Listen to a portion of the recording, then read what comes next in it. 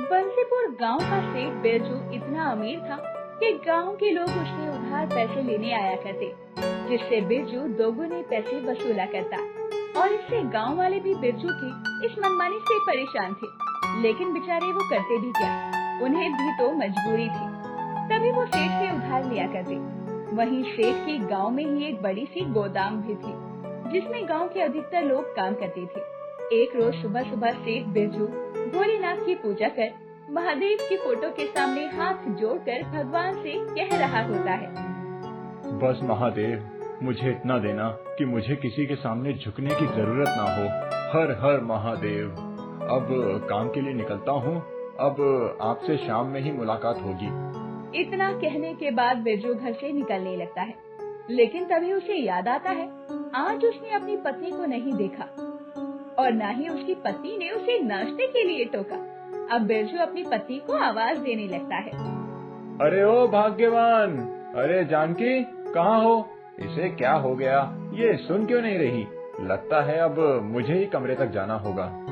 अब बिरजू कमरे तक जाता है तो देखता है कि उसकी पत्नी सो रही है, और जैसे ही सेठ जी अपनी पत्नी जानकी के माथे को छूता है तो वो देखता है कि जानकी का माथा तो तप रहा था। अरे जानकी उठो, तुम्हें तो बुखार है। वो तो मुझे जाते हुए याद आया कि आज तो मैंने नाश्ता भी नहीं किया और ना ही खाना साथ लिया है, और तभी मुझे तुम याद आई। हाँ हाँ, तुम्हें अपने पैसों के अलावा और कुछ याद भी रहा है जो मैं रहूंगी।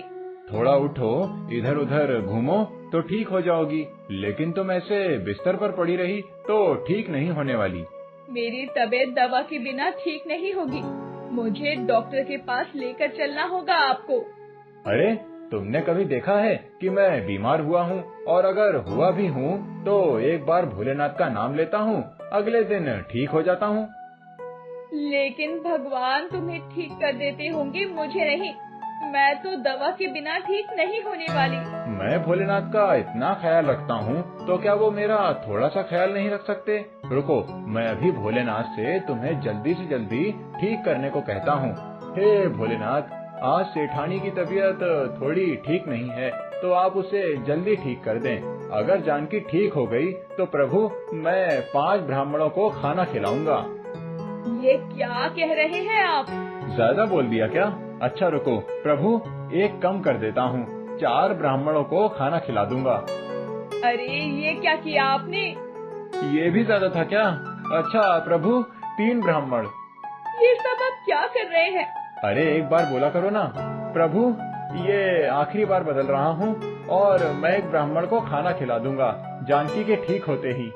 अरे आपने प्रभु से ये सब बोलकर ब्राह्मणों को कम क्यों किया? पिछली बार भी आपने बोलकर ब्राह्मणों को खाना नहीं खिलाया था, और ये सब ठीक नहीं है। अरे एक ब्राह्मण को तो मैं खिला ही सकता हूँ। आप ये सब सही नहीं कर रहे हैं। आप ना जाने ये सब कितनी बार बोल चुके हैं, और जब आपका काम हो जाता है तो आप प्रभु को भी मक्खन लगाते हैं।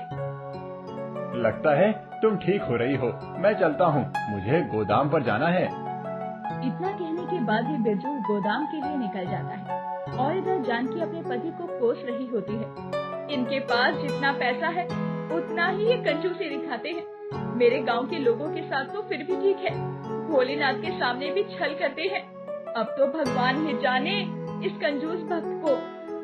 अब बिरजू गोदाम जाता है और वहाँ सारा काम देखता है। तभी बिरजू का मुनीम आकर बिरजू को महीने का हिसाब किताब बताता है। सेठ जी, इस बार अच्छा खासा मुनाफा हुआ है, और आप तो जानते हैं आपने इस मुनाफे के लिए गांव वालों को खाना खिलाने की मन्नत मांगी थी, तो अब आपको ये पूरा कर देना चाहिए, क्योंकि पिछली बार भी हमने कहकर कुछ भी नहीं किया। अरे वो सब तो ठीक है, लेकिन भोलेनाथ मेरी हर मनोकामना पूरी करते हैं। इस बार मैं भगवान से कोई बेईमानी नहीं करने वाला हूँ। हाँ हाँ, मैं भी तो वही कह रहा हूँ। आप कहें तो हलवाई, राशन, पानी सबकी व्यवस्था देख लेता हूँ सेठ जी मैं। राशन में 5 किलो बेसन और चीनी और घी आना है बस। हम गांव वालों को खाना नहीं खिला रहे क्या? खिला रहे हैं। पूरे गांव वालों को कल न्योता का बोल देना कि सेठ जी के घर आना है, और एक ही हलवाई कर लो, बस लड्डू ही तो बनवाना है। सेठ जी, मैं कुछ भी नहीं समझ पा रहा हूँ। आप कहना क्या चाहते हैं? मैंने जितना कहा बस उतना ही कर, बाकी मुझ पर छोड़ दे। इतना कहने के बाद सेठ तो वहाँ से चला जाता है, लेकिन सेठ के मुनीम को अब भी कुछ समझ नहीं आता। वो सेठ के कहे काम पर लग जाता है। ये सब कैलाश पर्वत से माँ पार्वती और शंकर जी देख रहे थे। प्रभु देख रहे हैं ना, आपकी भोलेपन का कितना फायदा उठाया जा रहा है। बिरजू तो पहले भी कई बार गांव वालों को दावत पर बुलाकर उन्हें खाने के नाम पर धोखा देता रहा है। कोई बात नहीं, इस बार तो मेरे परम भक्त बिरजू ने मुझे भी दावत पर बुलाया है। उसने कहा था कि उसके व्यापार में मुनाफा होता है तो वो सारे गांव को दावत देगा और उस दावत में मुझे भी आना होगा। फिर तो आपको जाना ही चाहिए प्रभु। अगले ही दिन पूरे गांव को सेठ जी के यहाँ पर दावत मिली हुई थी, लेकिन सेठ जी तो बेफिक्र थे और मुनीम और जानकी कुछ समझ नहीं पा रहे थे।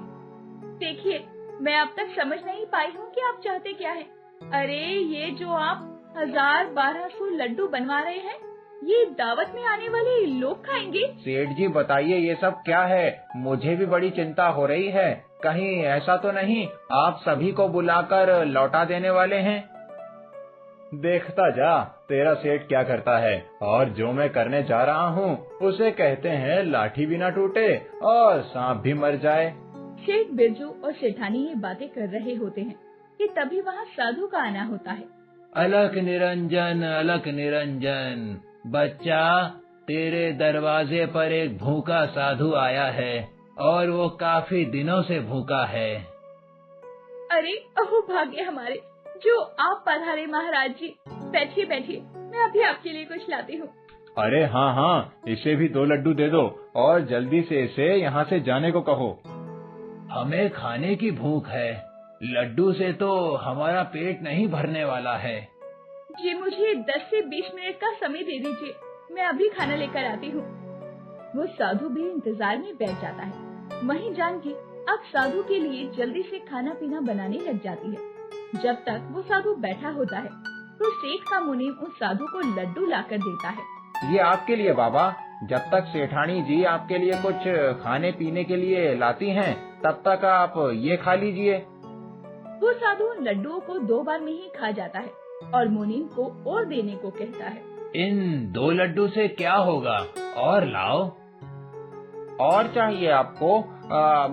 मैं अभी लाता हूँ। अब मुनीम साधु को जितने लड्डू दिए जा रहा था, वो साधु भी उतने ही लड्डू खाए जा रहा था।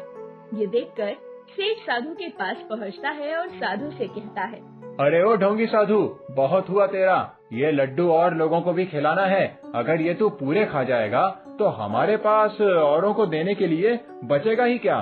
घर आए साधु से तुम ऐसे ही बात करते हो? मुझे भूख लगी है, तुम इतने बड़े सेठ होकर एक साधारण से साधु की भूख नहीं मिटा सकते, तो तुम्हारा इतना धनवान होने का क्या फायदा? मैं अभी तुम्हें श्राप देता हूँ। अरे मान जाइए और कहिए आप इनका पेट भर कर ही जाने देंगे। अच्छा खासा काम धंधा बंद करवा कर मानेंगे आप। रुकिए रुकिए साधु बाबा, मैं करता हूँ ना आपकी भूख को कम करने का उपाय। इतनी छोटी सी बात के लिए इतना भड़कने की क्या जरूरत है। मुझे बहुत भूख लगी है, जल्दी से खाना लगाया जाए। अब जानकी साधु बाबा के लिए खाना लेकर आती है और वो साधु भी खाना खाने लगता है, लेकिन उसकी तो भूख ही कम नहीं हो रही थी।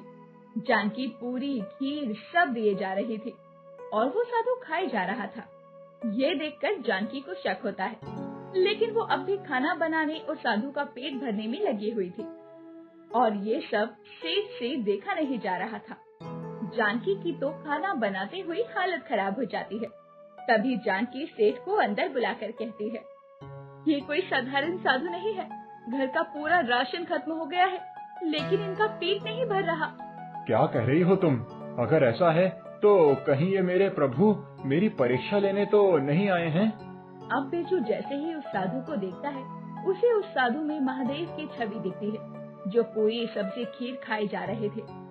अब जब तक बिरजू उस साधु के पास जाते हैं तो वो अंतर ध्यान हो चुके थे। मुनीम प्रभु, मेरा मतलब साधु बाबा कहाँ गए? हो तो गए, अभी अभी। क्यों, क्या हुआ? प्रभु, मैं सब समझ गया। मैं अभी गांव के लोगों के लिए पकवान और अच्छा खाना बनाने की तैयारी करता हूँ। महादेव खुद यहाँ आए थे। मैंने तुम्हें कहा था ना, तुम्हारी ये हरकतें किसी दिन तुम्हें मुसीबत में डाल सकती है। सेठ बिरजू को समझ आ गया था कि महादेव उसे सबक सिखाने के लिए आए थे और महादेव की भूख के कारण तो सेठ की रसोई का राशन खत्म हो चुका था। अब सेठ भी गोदाम से राशन मंगवा कर